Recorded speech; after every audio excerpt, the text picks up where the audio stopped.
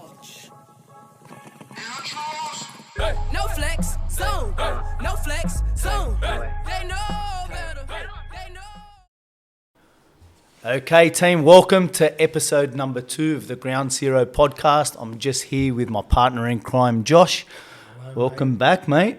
How are you, babe? Mate, if I was any better, I'd be you, champion. Mate, coming off the back of a big guest in our last show, Big Joe D. Yeah, man. I think we got some big shoes to fill today. I know, that was good, but wasn't it? Mate, it was great. Good. And he was so down to earth too, man. 100%. I was good to speak to very, him. very surprised with how down to earth he was. Exactly how I listened to him on the podcast was, or what I hear on the podcast was very similar to how he was in real life. I agree, mate. Mate, what a gentleman, especially with the kind of stature that he does have. So, I know, man. It's refreshing, like, you know, to come across someone like that in the industry who's so, you know, like I said before, we've been following that guy for like 15, 16 years, and Wow. and, you know, Yeah. man, he was good to speak to. He was knowledgeable and happy to help us out, which was great. yeah, true gentleman, mate. So in today's podcast, guys, what we want to do is just go through some of the top tips that we, some of the top things that we can deliver to people to get their mindset on track, to optimize their mindset, to get their health back on track, and also the top 3 things that we believe are key to maintaining muscle while losing fat. Okay, but first, Josh, obviously. Want to get the audience familiar with us, okay, and our background, mate. We've been mates for, pushing 30 years now, a couple of old fellas. Yeah. At one stage, we were both little hoodlums running around the streets, causing a lot of drama with, a fair group of mates. Yeah. Some of them went the wrong way. Some of them are definitely on track and doing really well in life. Yeah. Mate, personal question, what was the turning point for you, okay, at one stage or was there a catalyst that kind of got you back into on track and into your health and fitness? Mate, well, yeah, man. I mean, look, it was from a young fella. I mean, I come from a great family, but I suppose I just sort of lost my way a little bit through a certain stage of my life, and that was probably, I was only young then, would have been year 8, I suppose, and then it just, my life spiraled into a series of like lots of alcohol, lots of drugs, a lot of getting in trouble with the police, and just being an absolute little shit, mate, you know what I mean? And it was trying to be about someone and someone that I wasn't, but I was trying to fit in, I was trying to find myself, and I was headed in the wrong direction, and I wanted to do that too, I wanted to Do the wrong thing. Mate, I wanted to do it. It was cool back then. It was cool. I wanted to, and I'm embarrassed about some of the things I did, but I suppose it's part of growing up and learning, and at least I did it when I was young. But anyway, so then, like repeated efforts from my dad's a very close mate and a man who's no longer with us, but I will forever say that he saved my life. Frank Keane, he took me down to Newtown Police Boys Club, and he wanted me to box, and he just had this feeling that boxing would change my life. And mate, he was right, because the first day he took me down to Newtown Police Boys Club, he made me spar with another kid. I didn't have a headgear, I didn't have a mouth guard, and he made me get in the ring because he knew that I was being a little prick to my mum and dad in life. And I got my head punched in, but I did all right. And mate, it literally changed my life from the word go. Like, it lit a flame underneath me, that made me just want to just do something with myself, you know what I mean? And then it's forever been that way, you know what I mean? So it was that one little thing, and I was still getting into a bit of strife and getting messing up, but it just sort of changed my attitude towards life, towards people, and more importantly towards myself. And then since then, I've just constantly tried to do things to improve myself. So I was never about, like, I've always had these ambitions to be a first grade rugby league player and a boxer. And mate, many people do have that. Yeah, man. And it was never about, like, I always felt that I was very average at all these type of sports, but I knew that if I pursued these ambitions and these goals, that it would lead me in the right direction. You know what I mean? So I knew that if whatever happened, whether I played 100 first-rate games, I made South or Newtown, whatever I did, I knew that if I constantly pursued these goals and these ambitions and this vision dictated my life that I was going to go in the right direction. And Yep. I have, and it has. Yeah. It's led me in the right direction. I feel like I've overachieved so far in my life. So, yeah, man, that's sort of where I'm at, and then you and I sit here today as mates for almost 30 years. Fuck, 30 years, man. Mate, I feel like I'm 30 years. Not even. I feel like I'm 25, and we're saying mates for 30. I know, man. It's scary, It's scary, but it's Well, mate, it's hat off we're to blessed, man. yeah, 100%, mate. I'm so glad to have a good person like yourself in my life and a good support network, mate. So, well, mate, and then my thing to you is, firstly, congratulations. congratulations. I'm getting married to. No, I'm joking. Soon. Congratulations on, mate, like on this. Yeah, Congratulations on Valentine. I mean, mate, this is us. you, me, and Villy have got Ryan. Yeah. But this is your little baby, and they, like, people who are listening will remember how this all started and where it come from, and your desire to make this, to make this what it is today, man. Like, tell us about it, mate. Well, a lot of people know that I'm pretty stubborn. I don't like to fail. I don't like to be beaten. Not so much in sport, but I always use kind of negative detractions to kind of motivate me. So, like, I had some negative detractions in the beginning of starting Ep.2, which is kind of, I won't get into it, but fueled my fire. And when that kind of fire from one detraction starts to subside, I'll try and find another one. I'm not looking for negative things, but if I find something positive that will push me forward, like just being a positive influence to my kids, that to me is a little bit less selfish than just wanting something big to be noticed, and that's not me. Yeah. If most people that know me, I'm not the flashy type. I don't drive a flashy car. I'm not into all that garbage, mate. Not yet. One day I might get a Tesla, save the environment. Elon Musk, mate, if you're listening, send me one. You won't be disappointed, mate. I'll plug it left, right, and make it too. So like I said, I always try and find that fire, and that fire kind of keeps me progressing. Every day I love what I do, mate. I love coming to the gym. I love coming to work. I love being around the people that I am around every day, and that alone is enough for me to get up, without an alarm, to get up where every day feels like a Saturday, mate.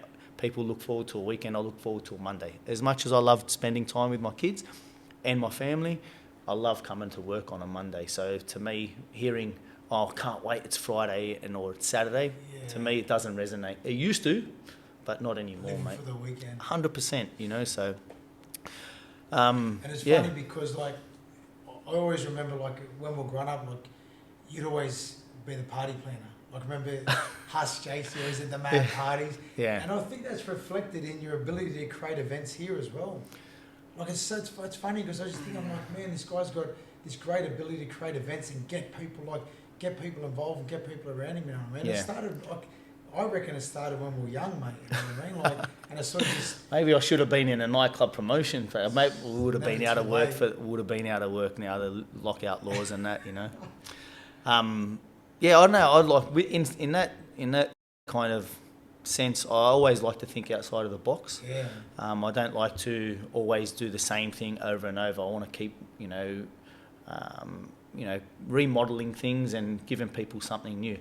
I'm not saying I'm fantastic at it. I've got a lot to learn. I make a lot of mistakes, but I enjoy doing it. I enjoy putting out different things, because if we kept doing the same thing over and over, other gyms are doing it, other party places are doing it. I'm not running parties anymore, but if you create something new, then you're going to create, hopefully a movement around it, which would be fantastic in the future, where everyone buys into something and then they're not doing the same thing over and over, so yeah. Yeah, man, definitely, mate, definitely.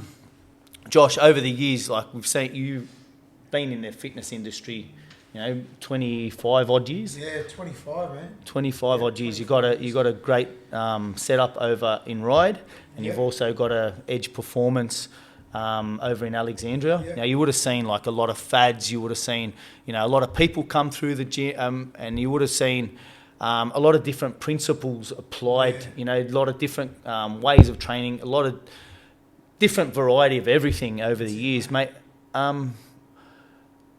obviously to stick to certain principles is going to take some external influence. Yeah. You know, like you're not always going to come up with things yourself. Although you are, I like to call the professor, mate. You are one of my mentors in the gym as well.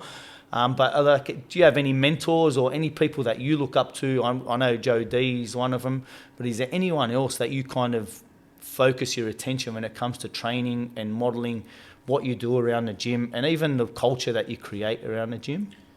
Yeah, I definitely do, and I think I've said this to you before recently. Like I like to think that if you just limit yourself to one particular belief or training style, and then you're not doing yourself or your clients, your members, any favours. So I like to say, imagine if you hired a builder and all they had in their toolkit was a hammer. Mate, they're going to be very limited. And Definitely. I'm a limited builder. I'm very limited in the handyman. You can say that again. Okay, no. But that's what, like I say, I feel like I have this idea, man. Like I learn every single day. I try to improve. So Yeah. I try to improve as a business owner, as a trainer, as a coach, as a father, whatever. Every single day, just try and do something better. So I feel like if I can be like that, and then say the coaches that I'm around can also have that sort of mindset and that attitude, mate, there's no stopping us. You know, there's no holding us back. So we can always make sure that we're improving, Yep. we're learning, we're progressing, and then we can help more people. You know what I mean? Ultimately, in the end. So, but like again, the man I mentioned earlier, Frank Keane, was a massive influence in my life. Yeah. Not like he would say things to me about training, Troy, like that now, like. And he never, mate, he wasn't educated, like knockabout, old school, Urco boy. Yeah, I know. But I remember Frankie. Yeah, man, like he would talk about stuff that now like scientists are talking about now. He would say, you know, about even like the volume, the amount of training you do and how you can't train hard every day, and about blood tests and all this type of stuff to, you know, it was funny, you know, at the time you might have thought it was a bit strange, a bit weird, but now you realise as you get older that there's a lot of knowledge in just actually doing stuff every single day. Like, you don't have to be academically smart, but actually living and breathing it is a great way. So Frank, definitely, mate, as a mentor, my father, in terms of just being a good man and human being, champion. But in the coaching world, mate, like there's heaps, man. Charles Poliquin, I love his stuff and I read his stuff daily. Like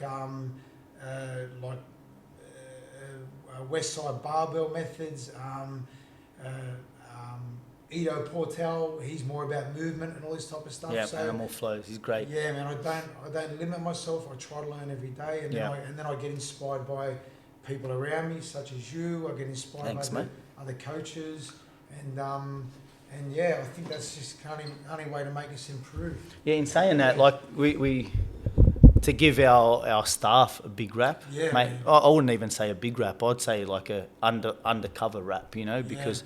Or underrated rap, mate. I think we've got some awesome staff. Every single one of them brings something new to the table. They've got different skills, different abilities, different ways that they can, you know, communicate with the members, different ways that they can communicate with us, and then down on the floor, the way that they deliver their sessions and the knowledge behind them is like inspiring as well. So, mate, that would be one for myself and no doubt for you. Yeah, man, I agree, mate. It's amazing bunch of coaches and probably people, mate. You know, they're good people for like, which is most important. But you know, like if you look at the skill set of these guys, man, it's second to none. 100%. So moving on. Okay, we do have three topics that we'll have a quick discussion about. We'll try and keep it. Wow, wait, just let me fix up the camera. One sec. What's going on there?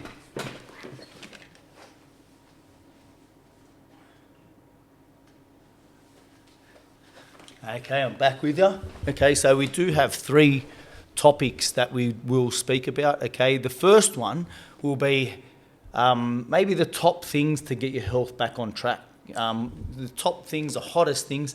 In your opinion, Josh, what would be the number one or couple things that would help people get their health back on track if they have fallen off, mate? Second podcast, we'll only get better, 100%. Yeah, so sorry, Josh. I think the best, my top three tips, guys, for getting back on track and also maintaining that new found vigor for life and health and fitness, is number one would be structure. Guys, you need to give yourself structure in some way or another. Yeah.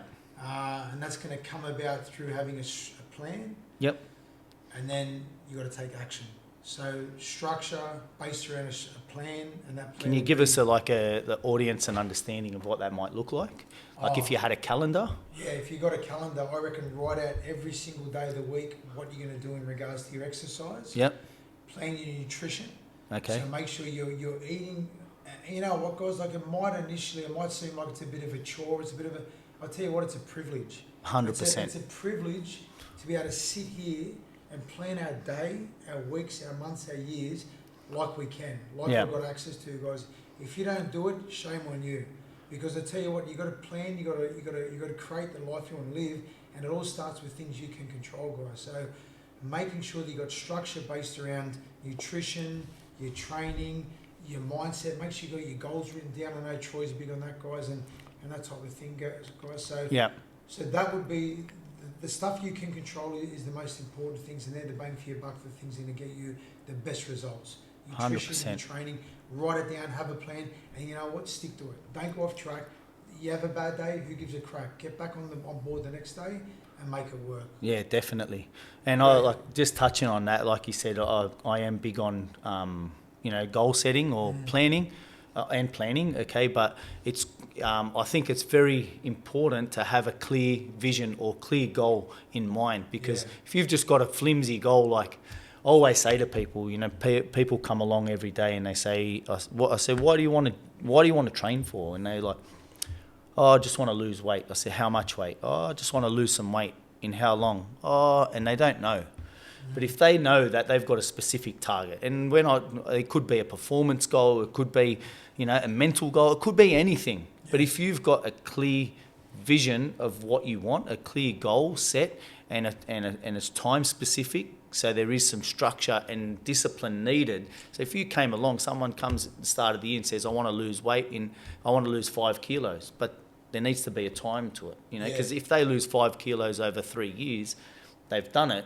But really, they've done themselves an injustice, because they probably could have done it in 3 months or less, or a little bit more, depending on what they're like, But to have that specific goal and the specific time frame, I think, is important, and then you can move on to your action and all the other stuff. So, and reverse engineering's 100% reverse engineer. I picked that up off you. It's a really good point. Yeah, I had a business coach, a great business coach named Andrew, and he was, big on teaching me how to reverse engineer things. And if you can reverse engineer things, that end goal doesn't look so daunting. So if you needed to lose 20 kilos and you gave yourself 6 months, you go, shit, how am I going to do it? But if you broke it down, that's roughly, 3 kilos a month. It's less than a kilo a week.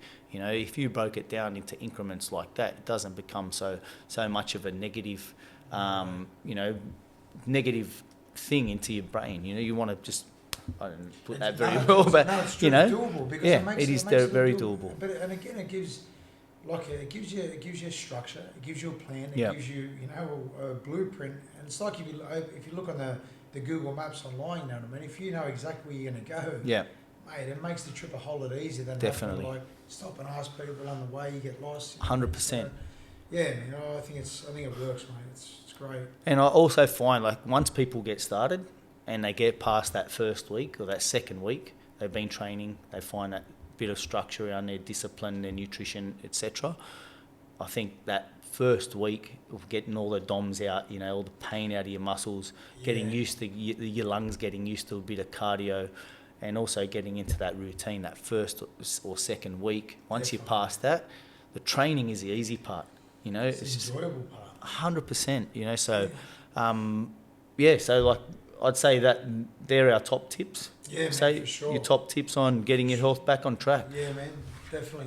I think they're very doable for everyone too, mate. Yeah. Perfect. Okay, so topic number 2. We often get asked, and I've often gotten asked, what is the best way to get lean and to lose fat while maintaining muscle? So, a lot of people think that you have to come in this massive calorie deficit, and you are going to deplete your muscle. But obviously you see it a lot with bodybuilders and with other athletes, that they can kind of maintain their muscle and their strength and their power while going into that that shredding phase. So I'll let you kick off, Josh. What would be your top tips? Well, nutrition would be my top point. Like, don't starve yourself thin. You know what I mean? Like, don't starve yourself thin, guys. And it's sometimes, you can count calories. I've personally never enjoyed it. And I've been able to build myself up to about 100 kilograms on the scales, and then drop right back down to 74 by not counting a calorie. But all you got to do is you got to make sure that your nutrition, your eating plan matches your goals and what you're trying to do. So no crazy eating plans. No, man, I'm not into it. I've never been into it, man. I don't buy into it. I don't like any of that stuff. I don't believe in it. But I do believe in structure. I do believe in healthy, natural, unprocessed meals. But then you just got to try and make sure that you eat to match your goals. So I probably wouldn't want to take up too much time talking about it right now. But you just got to make sure that, basically, like I tell you, like one real quick thing, guys. If you're at a certain weight, right? This is one quick tip, and then you're trying to lose weight. I would say initially for me it would be about getting your eating plan on track in regards to making better choices. But I would rather increase my energy expenditure a little bit than decrease my calories while increasing my energy expenditure at the same time. So if that makes sense, guys, I would say clean up your diet, get rid of the really bad stuff out of your diet, and make better choices as opposed to focusing on eating low calories, all that type of stuff. But start exercising, start increasing your energy expenditure. And you know what? 9 out of 10 people will start getting results that way.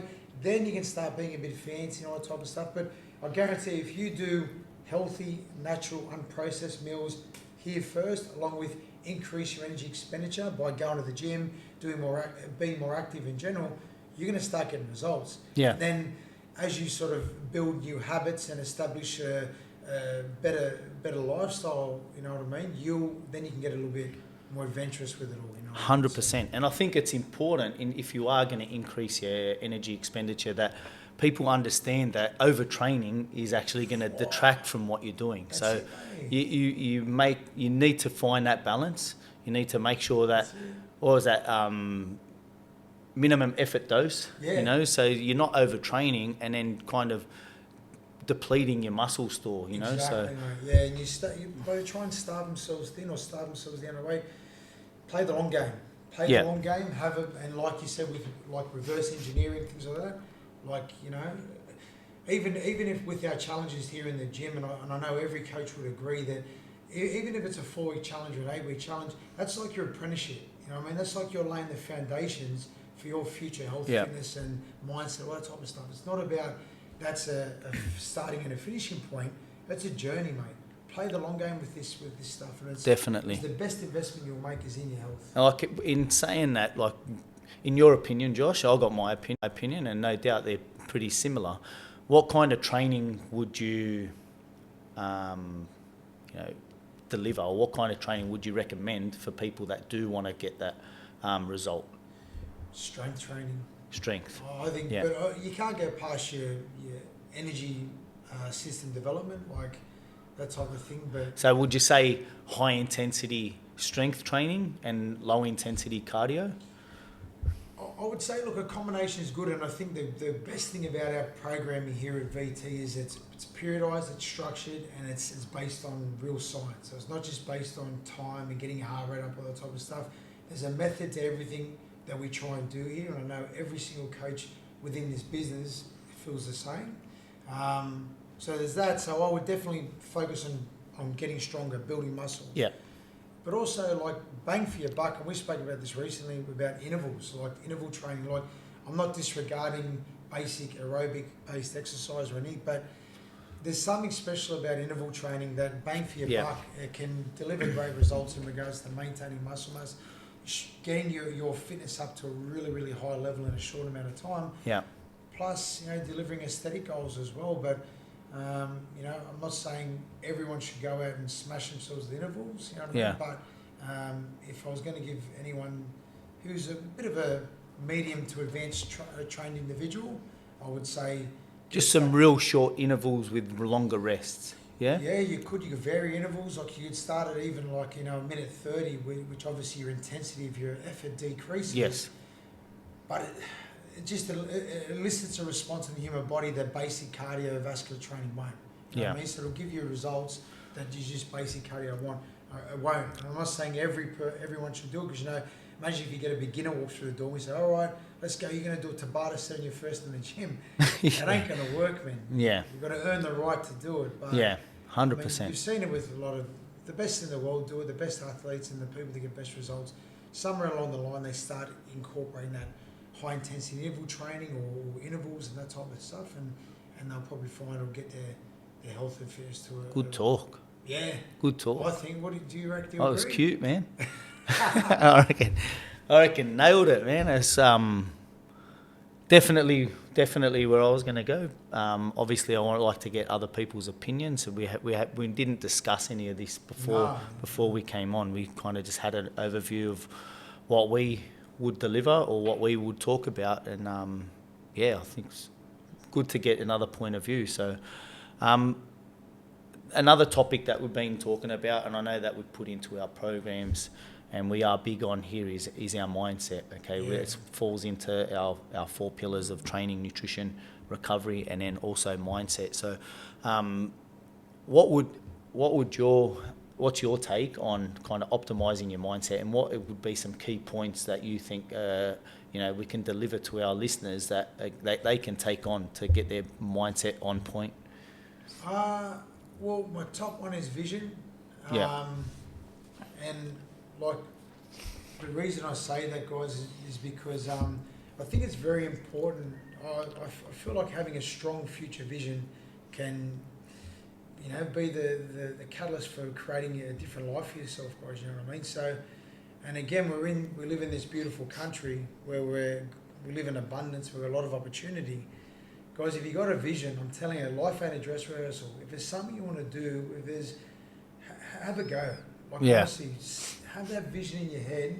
And like, you probably remember when I was a kid, mate, I had all affirmations on my wall. Yeah, I do. I had pictures on my wall. You'd go into some of our mates and they have pictures of Tupac and, you know, Eminem, not Eminem when we were young, but all these other, you know, all the MC Hammer and all, you know. Pictures of Pamela Anderson, and you walked into Josh, and I thought I was walking into Tony Robbins' house, you know. So it was good. Affirmations everywhere, because I just, you know, I knew that it was going to point me in the right direction, guys. And I would say, make sure you got a really clear vision of how you want to look, feel, and perform in life. Yeah, 100%. I think it's really, really important that you constantly remind yourself of your vision.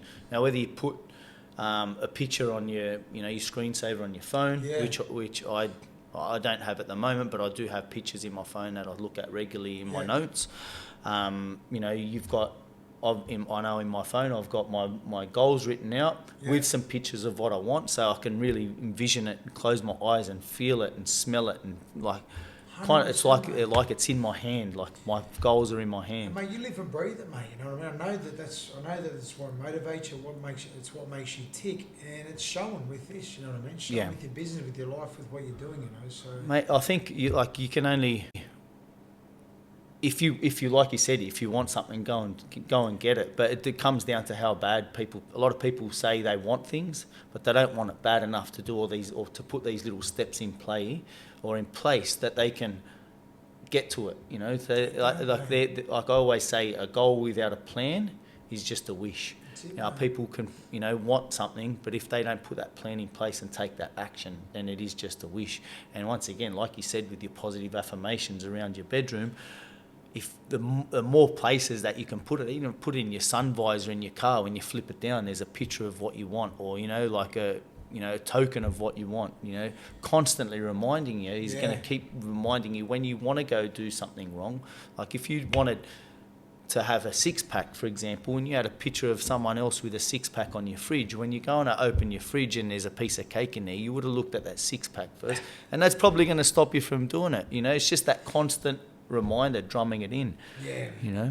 I believe so, mate. I think it's true. It's definitely true. You know what I mean? But it's the second thing for me is purpose, and Yeah. you know what I mean. Like it's got to be more than just you. You 100% selfish. Yeah, it's got to be more than just you, man. Like we know. Look, whoever out there listening who's a parent or is married or a partner or whatever, it's not just about us. So we know, but I know that if I do all this type of stuff really well and I look after myself, I work my ass off and try and run a really good business, that it's going to make me a better husband, it's going to make me a better father, it's going to give my family a better life. There's that deeper why there that keeps you pushing without just being that shallow bullshit kind of goal that really means nothing in the end. Look, I mean, yeah, I believe, and I think so, because if it's purely about aesthetics, if it's purely about man, you go on track, you go off track. But if you've got a stronger vision there, that's gonna you know, you don't feel like getting up to the alarm. That's gonna make you get up to the alarm. 100%. You know what I mean? It's gonna make you leave that cake in the fridge. It's going to make you... get your ass to training. Get your ass to training. Work a bit harder. Do things. Step outside your comfort zone a little bit. And do those things you don't really want to do because you've got a really strong purpose. And again, you know, like I say, we live in this beautiful country of abundance. Take advantage of the opportunities we have 100%. To do this every single day, because there's nothing to stop you. Just yourself. Yeah. It's only you stopping you from doing it. Definitely. And I think it's important, like I know we are running a program at the moment. It's a like kind of reset program, we call it Reset 39.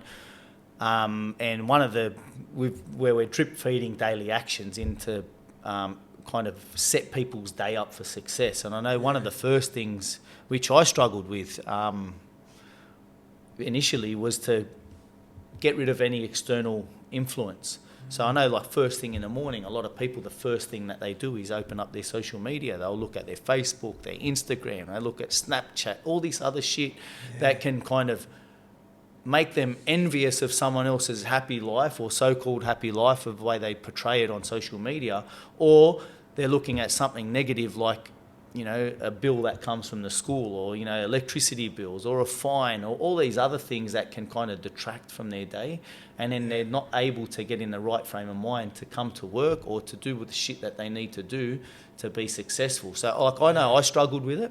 First thing I do normally is wake up in the morning, have a glass of water, you know, and then have a coffee, and I'll sit there while I'm having my coffee and look at my phone. And I sat there and kind of just had to be within myself, because I didn't even want to put the telly on. If I wasn't putting my phone on or turning my phone on, I wasn't going to put the telly on. So I kind of just sat there in silence for the first half an hour, not for half an hour, because I'd jump in the shower and get ready for work. But that first initial 10, 15 minutes was like, what am I doing? It is. But a lot of people get in that habit, and although I'm pretty rigid with what I look at, some people aren't, you know. So I think kind of controlling that external influence, and I know you're always big on focusing on what you can control, which you can't control what comes in your news feed, is pretty important, particularly first thing in the morning. So, mate, you create your habits, then your habits create you. Definitely. You know what I mean? Like, you create those little habits in your life, and then in the end, all of a sudden, you've got these, you know, these bad habits that were just formed over years, mate. You know, but again, and like you just said, mate, like the third tip on mindset for me would be focus on what you can control. Yeah. You know there you I mean? go. I told you, he always says it. He's great. Mate, I'm obsessed with it. You know, it's so true. Focus on what you so can true, control mate. in life, you know what I mean? Yeah. Because they're the things that matter most, and everything else. Like if people talk to me about politics, I go, look, listen, I don't want to ruin the conversation, but I've got nothing to contribute. You know, I'm not interested really, you know what I mean? Like, I care about our country and I want to see everyone do well, but I can't control anything that happens at that level of our country, you know what I mean? But I know that I can focus on how I run my business, how I treat people, how I treat my family and my friends, you know what I mean? And what I eat, how I train, that type of stuff. And to me, they're the things that matter most. More important. You know what I mean? 100%. Good. What do you reckon, mate? Look, I definitely focusing on what you can control would definitely be one of the top ones for myself as well, because if you can't control something, there's no point worrying about it. And a lot of people do get caught up in things, whether it's politics, whether it's the weather. That happens, mate, sometimes, you know. 100%, you know, like I know people were like shitting themselves a few years ago. I know we got in a pandemic now with the coronavirus, but a shitload of people a few years ago were shitting themselves and going and, you know, stocking up on face masks for bird flu and SARS and all these other things. And you know what? They're going to just end up with this, you know, massive heap of anxiety on their chest because all they're worrying about is, once again, things that they can't control. But if you take a step back, you think about what you can do, what you're, you know, feeding your mind, what you're feeding your body, and what you can deliver to other people, then I think those things are a lot more important and going to do you a lot more good than, you know, focusing on little shitty things that you can't control. So. Mate, and yeah, like even I used to love chatting to my grandparents when they were still alive about, you know, things they went through growing up. Yep. And I know that a lot of my friends and a lot of your family has come from other parts of the world to this country. But it's interesting to hear what they actually went through and what modern day life was like back then. You know, 100%. It was like, mate, they're resilient, tough people, man. You know what I mean? And like, yeah. They've been through stuff that we'd never have to worry about, never have to go through. Yeah, I think if people realise, and like I listened to something great. It was on social media, okay, but it was really great. And someone was talking about all these people panic buying and going and freaking buying toilet paper. Yeah. And he explained how these people that are going and buying toilet paper have never been through any type of hardship in their life. Probably not. Because if you were going through true hardship, you'd realise that toilet paper means fuck all. You go wash your ass in the shower, you know. If you were get to panic buy, go and buy tin food. Yeah. You know, go and buy things that are going to make you safe and feed you and keep you alive, not keep the comfort of your bum, you know. Nah, and being considerate of other people too. Definitely. Like, mate, you know, like that's so inconsiderate. Yeah. You're not thinking about anyone else but yourself. Look where we've come to, panic buying. Yeah, I know, mate, but it is focusing on what you can control. Mate, it just focus on what you can control. But I think they're pretty clear, very doable points, guys, that we definitely to sort of share with you today regarding those three points. Yeah, man. Guys, we'll leave it there. We're not going to bore you with too much talk. Yeah. We do want to put some topics out there, or, you know, touch on some topics that you guys want. So if you want, or if you feel like you do want us to talk about anything, please like and share the podcast. Put your comments below. Any topics that you do want to hear, feel free to send them our way, and we'll be keen to. People that you maybe want to get on. Yeah. Who do you want on? Who do you want on the show? Yeah. You know, there's a stack that I do want to get on, and I know that there is some really interesting people in and around the gym and the community, so we will be getting them on. But first of all, I think it was important that you and I had a talk, get to know us a little bit better, our dynamic and our philosophies. And I hope this podcast has been helpful. If it has, please share it, and we'll talk to you soon.